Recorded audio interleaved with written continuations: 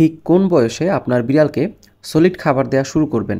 বেশিরভাগ প্যারেন্টস এই বিষয়টা জানে না এবং অনেক ক্ষেত্রেই ভুল করে থাকে এবং বাচ্চাদের বিভিন্ন রকম শারীরিক সমস্যা দেখা দেয় এবং খাদ্যের হজম সমস্যা, বমি, এরপর পাতলা পায়খানা সহ বিভিন্ন রকম সমস্যা দেখা দেয়। আজকের ভিডিওতে বিড়ালের বাচ্চার খাবার সম্পর্কে আলোচনা করব। কখন ঠিক কোন খাবারটি দিয়ে আপনি বাচ্চাকে সলিড খাবার দেওয়া শুরু করবেন। তবে চলুন আজকের ভিডিওটা শুরু করা যাক।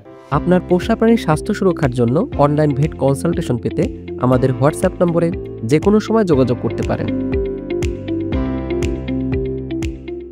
কিছুদিন ধরে আমি বাচ্চাদের যে সমস্ত কেস পাচ্ছি তার বেশিরভাগ ক্ষেত্রেই হিস্টোরি নিতে গেলে দেখা যাচ্ছে যে উপযুক্ত বয়স হবার আগেই বিড়ালকে সলিড খাবার দেওয়া শুরু করেছে, অথবা একটা ভুল খাবার দিয়ে তাকে সলিড খাবারের জন্য অভ্যস্ত করা শুরু করেছে। দেখা যায় বেশিরভাগ ক্ষেত্রেই বাচ্চারা তাদের মায়ের সাথে বাড়তি খাবার অর্থাৎ অন্যান্য সলিড খাবার খাওয়া শুরু করে দেয়। সাধারণত বিড়াল অনেক কিউরিয়াসিটি হয়, মানে অনেক কিউরিয়াস একটা প্রাণী। তারা ছোটোবেলা থেকেই নতুন নতুন কিছু এক্সপ্লোর করতে পছন্দ করে। তাই যখন একটা বাচ্চা তার মাকে অন্য খাবার খেতে দেখে তখন সেগুলো খেতে চায় এবং আস্তে আস্তে ওই খাবারটা খাওয়া শুরু করে দেয়।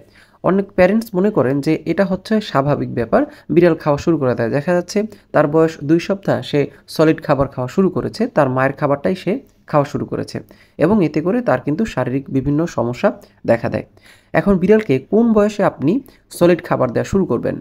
এটা বলা হয়ে থাকে যে বেশিরভাগ ক্ষেত্রে বিড়ালের বয়স যখন 5 সপ্তাহ হবে তখন থেকে আপনি সলিড খাবার দেয়া শুরু করবেন।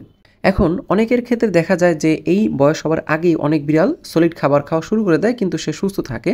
কিন্তু এটা হচ্ছে একটা মানদণ্ড যে আপনি বিড়ালের বয়স যখন 5 সপ্তাহ হবে তখন আপনি তাকে সলিড খাবার দেয়া শুরু করবেন ধীরে ধীরে। এখন আপনি কোন ধরনের খাবার দেওয়া শুরু করবেন? দেখুন, একটা মা বিড়াল সাধারণত 6 থেকে 7 সপ্তাহ পর্যন্ত সে বাচ্চাকে দুধ দিয়ে থাকে। এই দুধ খাবার পাশাপাশি আপনার যখন বিড়ালের 5 সপ্তাহ বয়স হবে তখন তাকে অন্যান্য খাবার দেয়া শুরু করতে পারেন এবং এটা খুবই কম পরিমাণে দিতে হবে।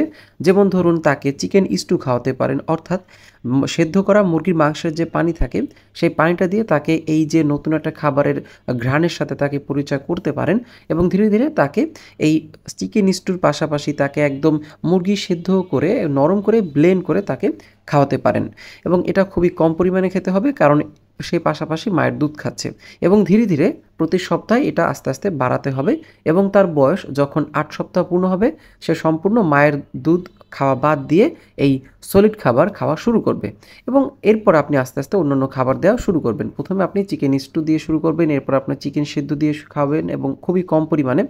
এছাড়াও বাজারে বিভিন্ন ধরনের কিটেন ফুড পাওয়া যায়। কিটেন ফুডগুলো সাধারণত ভেজা হয়ে থাকে। তাকে শুরুতে কিন্তু আপনি ভেজা কিটেন ফুড দিবেন, যেগুলো ভেজা থাকে সেগুলো দিয়ে তাকে শুরু করবেন। 2 সপ্তাহ বয়স হয়ে গেলে সে নর্মাল অন্যান্য খাবার খাওয়া শুরু করবে। এরপর সে মাছ সেদ্ধ এবং এর পাশাপাশি বিভিন্ন ভেজিটেবলস এগুলো খাওয়া শুরু করবে এবং একটা পূর্ণাঙ্গ বড় বিড়ালের খাবার তালিকা কী এবং কতটুকু পরিমাণে খাবে সেটাও আপনি আমার পূর্ববর্তী ভিডিও দেওয়া আছে তার মাধ্যমে কিন্তু জানতে পারবেন। এখন অনেকেই বলে থাকেন যে আমি বিড়াল রেস্কিউ করেছি, তার মানেই আমি কিভাবে তাকে অন্যান্য খাবার দেওয়া শুরু করব বা কিভাবে তাকে আমি লালন পালন করব। বিড়াল যদি খুবই ছোট হয়ে থাকে, যেমন ধরুন 300 গ্রাম বা 400 গ্রাম এই ধরনের ওজন বা 1 মাসের কম, সেক্ষেত্রে আপনি কিছু কিটেন মিল্ক রিপ্লেসার পাওয়া যায়। সেগুলো হচ্ছে গুঁড়ো দুধ, যেগুলো হচ্ছে বিড়ালের জন্য তৈরি করা হয় এবং কিটেনের জন্য অর্থাৎ বিড়ালের বাচ্চার জন্য বিভিন্ন গুঁড়ো দুধ আছে, আপনারা সেগুলো দিতে পারেন এবং তার একটা হিসাব আছে। আপনারা যে কোনো ধরনের প্রোডাক্টে যে আপনার বিড়ালের বডি ওয়েট অনুযায়ী কতটুকু দরকার সেটা পেয়ে যাবেন। দেখা যাচ্ছে 300 গ্রাম একটা বিড়ালের বাচ্চার প্রতিদিন 50 থেকে 60 ml দুধ প্রয়োজন 24 ঘন্টায়, এভাবে করে হিসেব করে দিতে পারেন। তো এটা ছিল আজকের ভিডিও। আপনার বিড়ালের যে কোনো ধরনের স্বাস্থ্য সমস্যা আমাদের সাথে যোগাযোগ করতে পারেন এবং ভিডিওটি ভালো লাগলে চ্যানেলটি সাবস্ক্রাইব করতে পারেন এবং কমেন্টে আপনার যে কোনো মতামত এবং প্রশ্ন করতে পারেন। ধন্যবাদ সবাইকে। আপনার পোষা প্রাণীর স্বাস্থ্য সুরক্ষার জন্য অনলাইন ভেট কনসালটেশন পেতে আমাদের হোয়াটসঅ্যাপ নম্বরে যে কোনো সময় যোগাযোগ করতে পারেন।